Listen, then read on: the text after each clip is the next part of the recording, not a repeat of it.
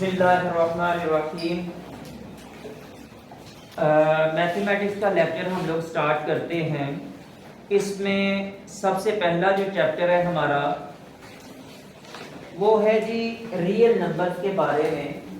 तो सबसे पहले किताब में आपकी लिखा ये हुआ है कि रियल नंबर्स को डिस्कस करने से पहले हम लोग जो है ये दूसरे नंबर्स को डिस्कस करते हैं।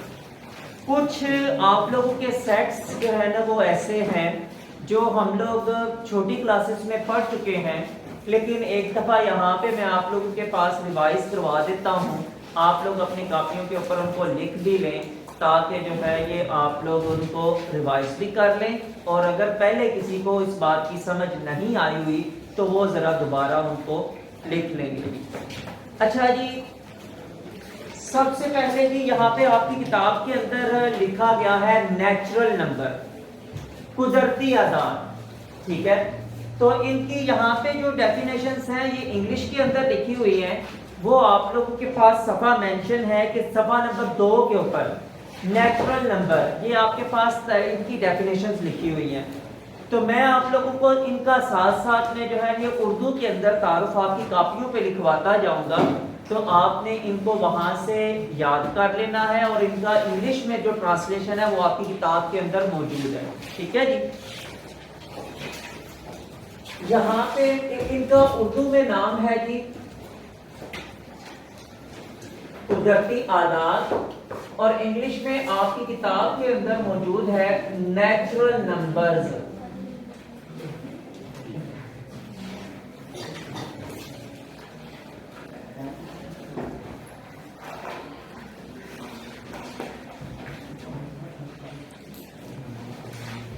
गिनती के आदाद जो 1 से शुरू होते हैं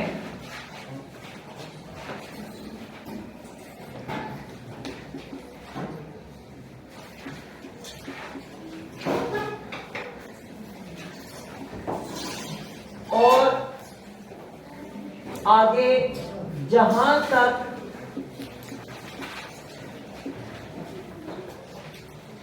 गिनती चलती है, ये तमाम नंबर्स, ये तमाम आदाद कुदरती आदाद कहलाते हैं।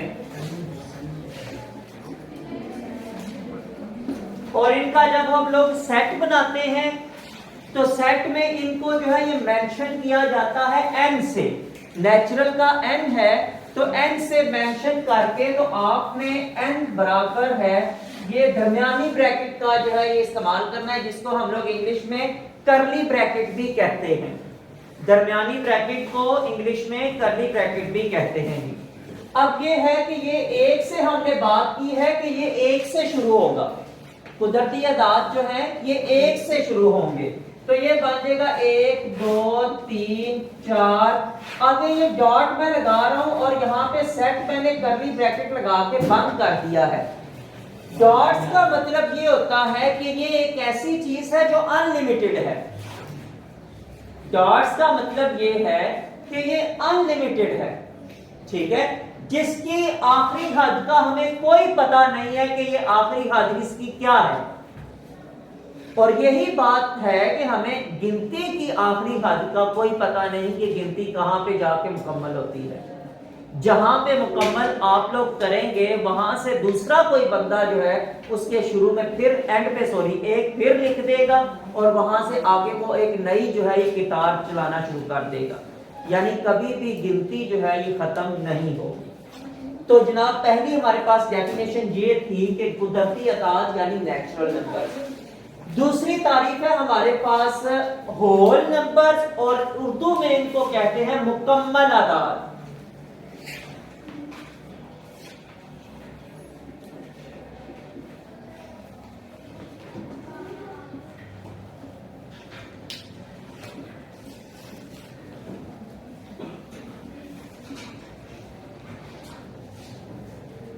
गिनती के आदाद जो 0 से शुरू होते हैं, नेचुरल नंबर हम लोगों ने एक से शुरू किए थे और जो मुकम्मल अदाद जो होल नंबर्स हैं इनमें सिर्फ एक तब्दीली है और वो ये है कि एक से पहले इनमें जीरो भी आ जाएगा, बस इसमें और कोई तब्दीली नहीं। बाकी उसी तरह टोटल जो गिनती चलती जाएगी वो सारे के सारे फिर मुकम्मल अदाद में शामिल हो जाएंगे। जीरो से लेकर आगे तमाम गिनती के अदाद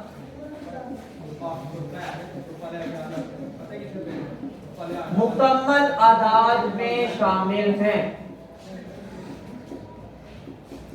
एक बंदे को मैंने बोला आप ज्यादा चलेंगे। तो जब इसको हम लोग लिखते हैं, जब इसको हम लोग सेट की फॉर्म में लिखना शुरू करेंगे तो फिर इसको जो है मेंशन करेंगे W के साथ, मेंशन करेंगे W के साथ और सेट हमारा बन जाएगा W बराबर है 0 से लेकर 1 2 3 और यहां पे फिर वही डॉट्स वाली बात कि डॉट्स इसलिए लगा रहे हैं क्योंकि हमें इनका भी पता नहीं है कि ये कहां पे जाके मुकम्मल हो रहे हैं। इनका भी ये नहीं पता कि ये गिनती कहां पे जाके मुकम्मल होगी, ठीक है। तो ये हमारे पास आ जाएंगे होल नंबर्स। इसके बाद ही अगला हमारे पास डेफिनेशन है इंटीजर्स की। ये ऊपर वाली आप लोगों ने लिख ली है।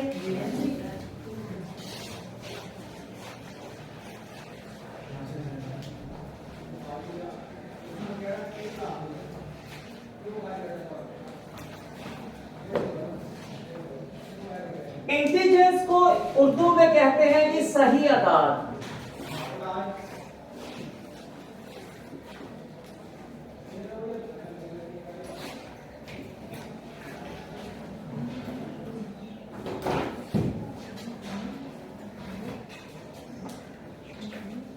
इनकी तारीफ ये है,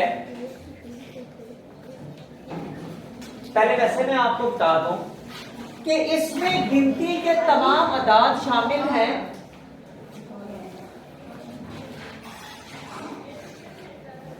इसमें गिनती के तमाम अदाद शामिल हैं, लेकिन क्या है कि इसमें गिनती के तमाम अदाद प्लस वाले और माइनस वाले यानी जमा वाले और तफरीक वाले दोनों जो है इसमें शामिल हैं। मनफी वाले, तफरीक नहीं सॉरी, मनफी वाले, ठीक है जी। जमा और मनफी दोनों आदाद इसमें गिनती के शामिल हैं और तमाम गिनती के शामिल हैं। जब हम जमा की तरफ जाएंगे तो उसकी हद का कोई पता नहीं कि कहां तक है और जब हम लोग मनफी की तरफ जाएंगे तो उसकी हद का कोई पता नहीं कि वो किधर तक है।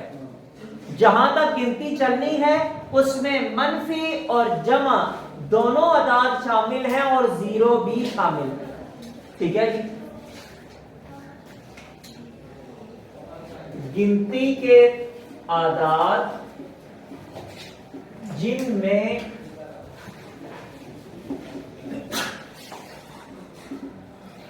जीरो और जमा और मनफी के तमाम अदाद शामिल हैं।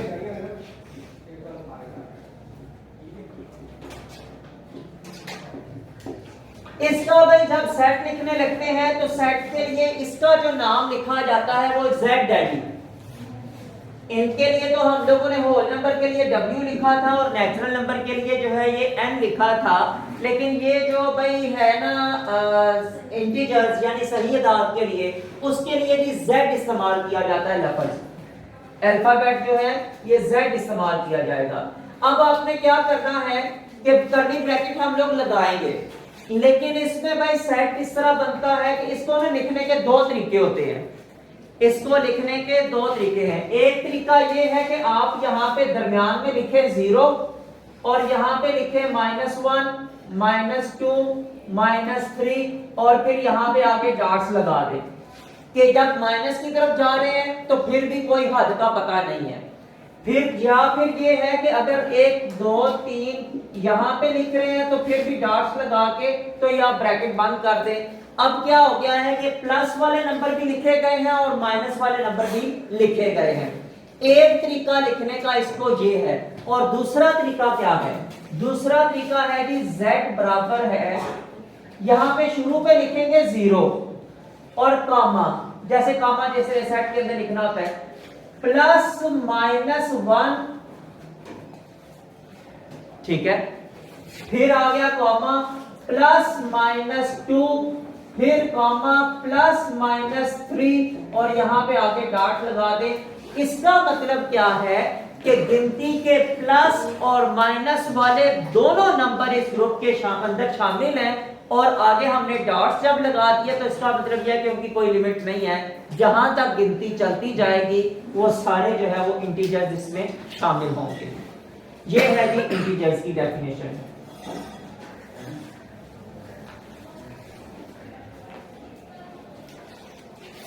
जहां तक किसी स्टूडेंट का कोई सवाल, जहां तक जितनी हमने डेफिनेशंस पढ़ी हैं इधर तक कोई किसी स्टूडेंट का सवाल जी?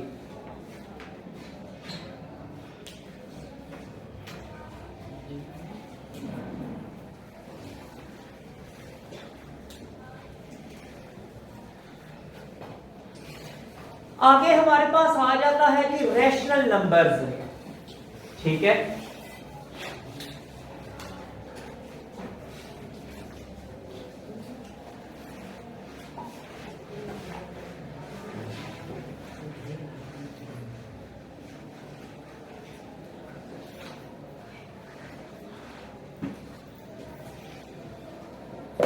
रेशनल नंबर को पढ़ने से पहले मैंने आप लोगों से कहा है कि हम लोग वो सेट्स भी आपके सामने दोहरा लेंगे जो कि आप लोग पिछली क्लासेस में पढ़ चुके हुए हैं, लेकिन आप लोगों को शायद भूल चुके हों या हो सकता है उस वक्त सही समझ ना आई हो। तो इस वक्त मैं आप लोगों को वो जो है ये साथ साथ पहले वो भी करवा लूंगा, ताकि अगर बाद में हमें कहीं जरूरत पड़े तो आपको याद हो कि ये सेट या ये अदाद इसको होते क्या, ठीक है जी। तो इसके बाद जो है ना मैं आप लोगों को भी लिखवाने लगा हूं जी जुफ्त अदाद। हाँ जी, कोई बंदा इसकी जो है ये डेफिनेशन बताए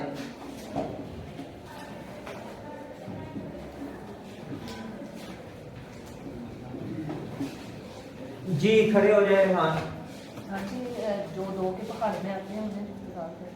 जो दो के पहाड़े में आते हैं, एक तरीका इसकी डेफिनेशन का ये है, इसकी तारीफ करने का एक तरीका ये है कि जो दो के पहाड़े में आते हैं वो जुफ्त अदाद होते हैं। कोई और बता सकता है कि इसको दूसरी तरीके से कैसे? जी अली रजा। जो अपने साथ अपने से अलावा दूसरे पहाड़ में, नहीं वो यहाँ पे वो नहीं है, जुफ्त अदाद ये नहीं है। इसने जो बताई है ना वो तारीफ वो है, ठीक है, लेकिन ना मैं एक और तरीके से बोलना चाह रहा हूँ इसको। हाँ जी, कोई और स्टूडेंट बता सकता है? बैठ जाओ। हाँ शाबाश जी भाई। दूसरे तरीके से इसको जब हम लोग बोलेंगे ना तो इसका ना ऐसा है कि कोई भी ऐसा नंबर जो दो पे तकसीम हो जाता है, कोई भी ऐसा नंबर जो दो पे तकसीम हो जाता है उसको हम लोग जो है ये जुफ्त नंबर कहते हैं, ठीक है। और या एक और भी है कि कोई भी ऐसी चीज जो जोड़े में हो, मसलन हम लोग जूता पहनते हैं तो जूता हमारा जोड़े में होता है, दो जूते होते हैं उसके, ठीक है, तो इसीलिए वो दो पाँव के ऊपर तकसीम हो जाता है। अगर एक जूता हो तो उनको दोनों पाँव पे कैसे पहनेंगे, ठीक है, वो तकसीम नहीं हो सकता। तो इसलिए जी जुफ्त अदाद जो है ना ये ऐसे नंबर्स को कहा जाता है, ऐसे अदाद को कहा जाता है जो दो पे तकसीम हो या दो के पहाड़े में आते हो। ये भी बात ठीक है, ठीक है। अच्छा जी, ऐसे अदाद जो दो पर तकसीम होते हों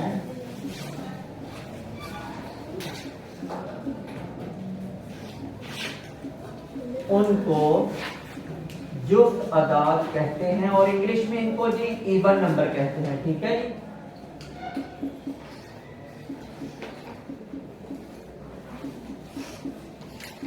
इनका जब सेट बनाने लगते हैं तो इनके सेट का तरीकाकार ये है कि भाई इसको नाम से मेंशन किया जाता है ई से।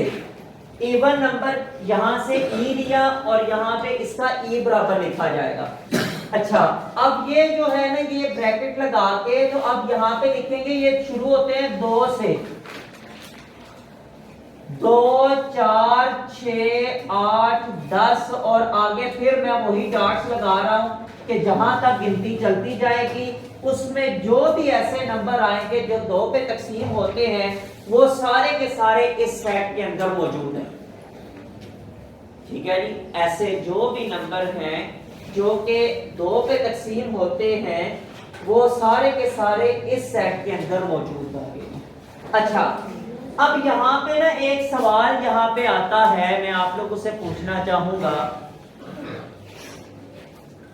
कोई नंबर लिखा हुआ है बड़ा सा, हमें कैसे पता चलेगा कि ये नंबर जो है ये 2 पे तकसीम हो सकता है कि नहीं हो सकता? जी बताएं जी। अस्सलाम। अगर उसका एंड वाला नंबर होता है वो 2 के अंदर तकसीम हो जाए तो वो होता है। अब्दुल्ला आपने क्या बताना है? इसके एंड वाला नंबर 0 होगा तो तकसीम हो जाए। जैसे अरसलान ने और अब्दुल्ला ने दोनों ने बताया, ये बिल्कुल ठीक यही बात है। कोई भी आपके पास बड़े से बड़ा नंबर है, बैठ जाए दोनों शाबाश, बड़े से बड़ा कोई भी नंबर है, ठीक है, वो क्या है कि उसके एंड पे क्या क्या हो तो वो 2 पे तकसीम हो सकता है। 0 साथ चले पहले 0 लिख लें। 0 2 4 1 और 8, ये 5 नंबर है बस। ये सिर्फ और सिर्फ 5 नंबर है। किसी भी नंबर के आखिर में, अच्छा भाई मैथमेटिक्स में आखिर जो होता है ना वो होता है दाएं तरफ, बाएं तरफ से शुरू करना है आपने नंबर लिखना। मसलन कोई भी हम लोग नंबर लिखते हैं, जैसा कि हमारे जो स्कूल का नंबर है, स्कूल का कोड जो है वो है 34 21 00 60, ये इसका कोड है। लेकिन उसको मैं लिखते हुए यहां से भी शुरू करूंगा,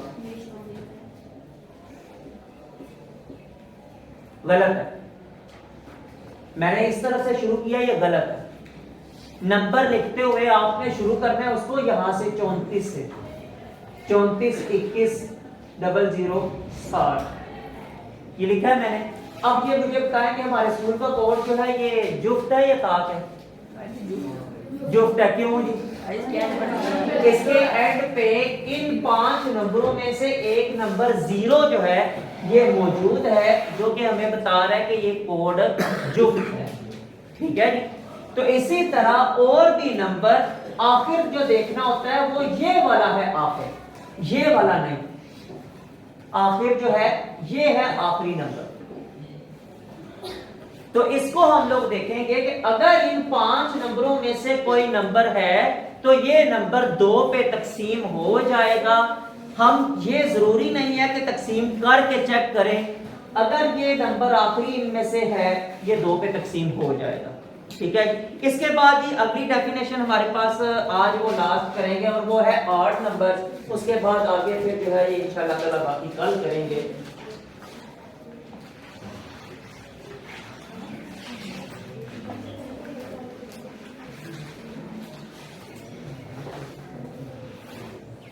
आठ नंबर की डेफिनेशन क्या है, यानी ताकदाद की जो डेफिनेशन है। जी साइन बताएं आप।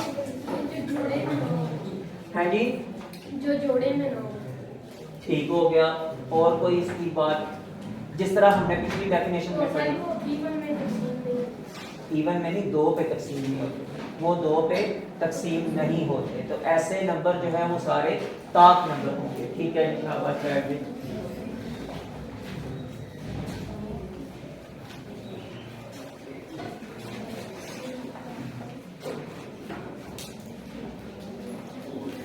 ऐसे नंबर्स या ऐसे आदाद जो 2 पर तकसीम नहीं होते